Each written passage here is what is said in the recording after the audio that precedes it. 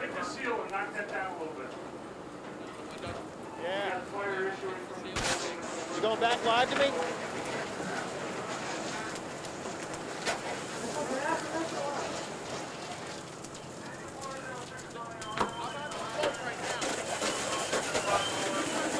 When do you want them to go in and knock it down?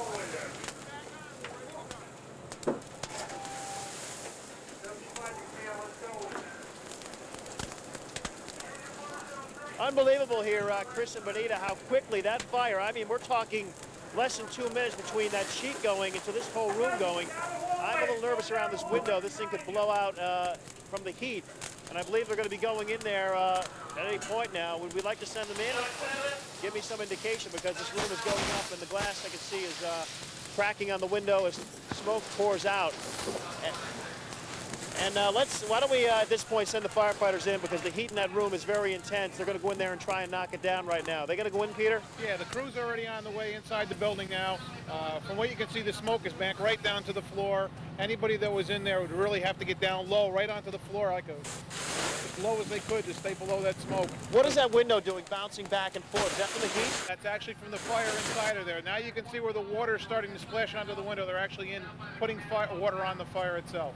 I mean, even though you helped us along, I couldn't believe how quickly it went from a small fire on a sheet to, I mean, you could lose a whole house here. Yeah, you have very little time when a fire occurs. You're looking at a matter of minutes, and people think that, I can go back and get the pets out, I can go back and get my pocketbook, or I can go back and get something important that I need. You don't have that kind of time. As soon as that smoke detector goes off, you need to get yourself and your family out of this house as quickly as possible. And how many breaths of this, I mean, I don't know if you can pan up, Lou, to the top of this house, the smoke pouring out of this place.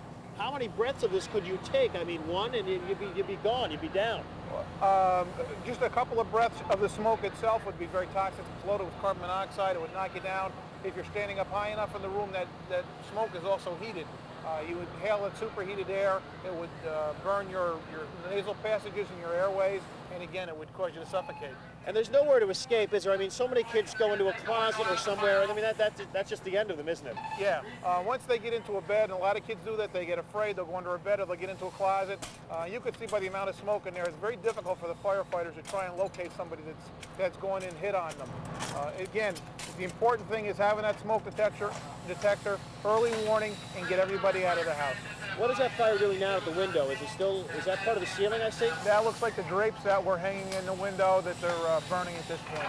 What the fire department has done, though, they've broken the windows out. It's the quickest way for them to get that heat and the gases out of the house so they can get their members safely inside to extinguish the fire. I've never seen one of these go up like this, watching it live, and it went so quickly. This is not some extraordinary thing. This is what happens, isn't it? This is a typical residential setting, and if anything, this probably progressed a little bit slower than it normally would, because this didn't have as many furnishings in it as you would in a regular residential house. And now what are they doing with the chainsaw on the roof? Cutting open a hole or what? Yeah, exactly. The smoke and the gases are lighter than air. They're going to the highest points in the house. They got to get that roof opened up and get that house ventilated.